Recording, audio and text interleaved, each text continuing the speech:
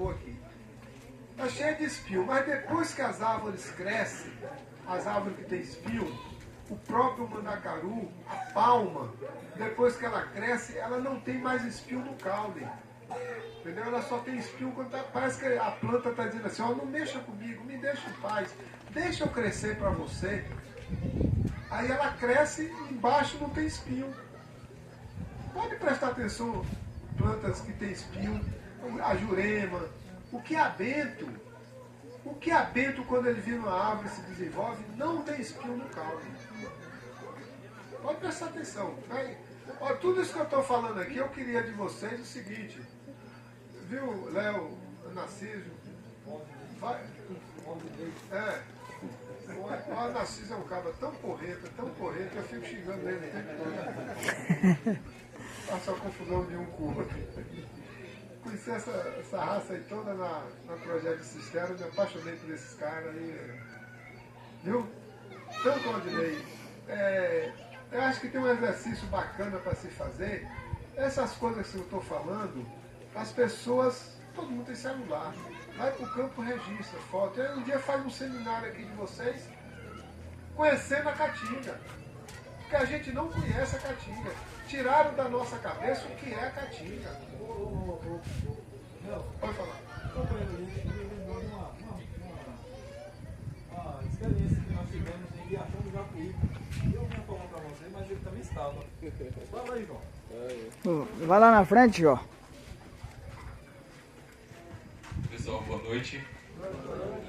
Hoje é um imenso prazer estar aqui, né?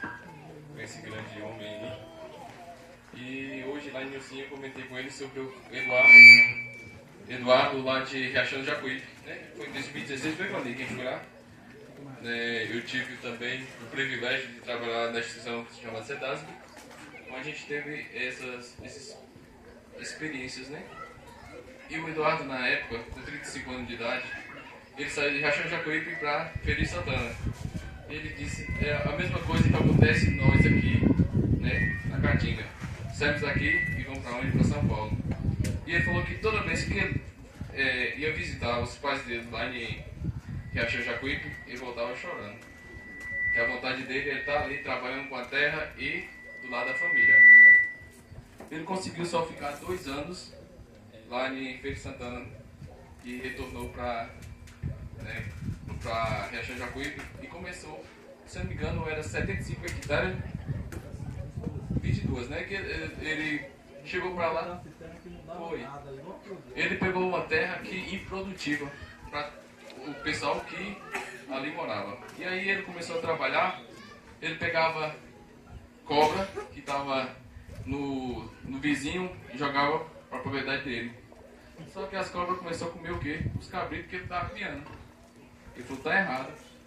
Começou a criar aquele preá, não foi? Começou a criar preá. E outros animais aí começou a cadeia, né? A equilibrar. As cobras não ficou mais atacando os cabritos dele. E nisso ele começou a plantar, né? Como você disse, o sol, a planta quando está em alta temperatura não absorve a água. Ele viu que a planta estava morrendo. O que ele fez? Começou a cortar a palma e colocar no pé da planta. Ele disse que dava 36 graus antes de fazer isso, esse experimento. Depois desse experimento começou a baixar, né, a temperatura do solo. Ele começou, né, a planta começou a desenvolver. Só para vocês terem ideia, né? Ele conseguia no momento lá até uma renda de R$ 4.500 por mês da propriedade. Então, assim, isso tudo produzia dentro da propriedade dele, né? Ele criava uma cabra leiteira que dava 8 kg de leite. 8 kg de leite. Ele teve um torneio, se não me engano, na época, com pessoas, né, pessoas engenheiros agrônomos que estavam ali, veterinário, que mais preparava seu animal para produzir. E o dele que não tomava, não tinha nada comprado, é tudo produzido ali, a catingueira, que o senhor mesmo conhece. Ele conseguia, a cabra dele conseguia produzir mais leite do que o dos outros. Então assim, foi uma experiência incrível, né? E a gente, né, teve essa oportunidade. Foi de lá que eu consegui entender que dá para sobreviver né, em no sertão.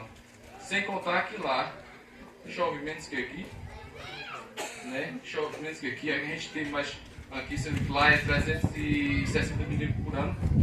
O sol de lá é mais quente que aqui. E ele consegue produzir, né? Então assim, não há dificuldade, né? A gente só tem que trabalhar, né? Muito obrigado pela oportunidade. Valeu, Josinho. Uma salva de palmas para Josinho. Eu queria só complementar uma coisa aí, que é o seguinte, o que é que ele fazia?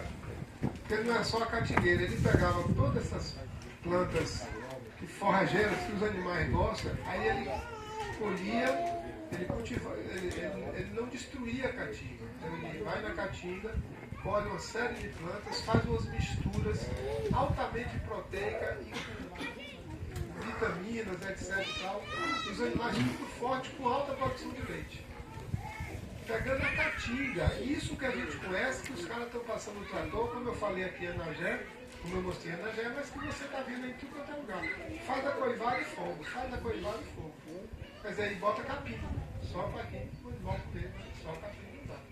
Então, isso aí são plantas, inclusive, muito úteis, entre outras tantas, para quem cria abelha.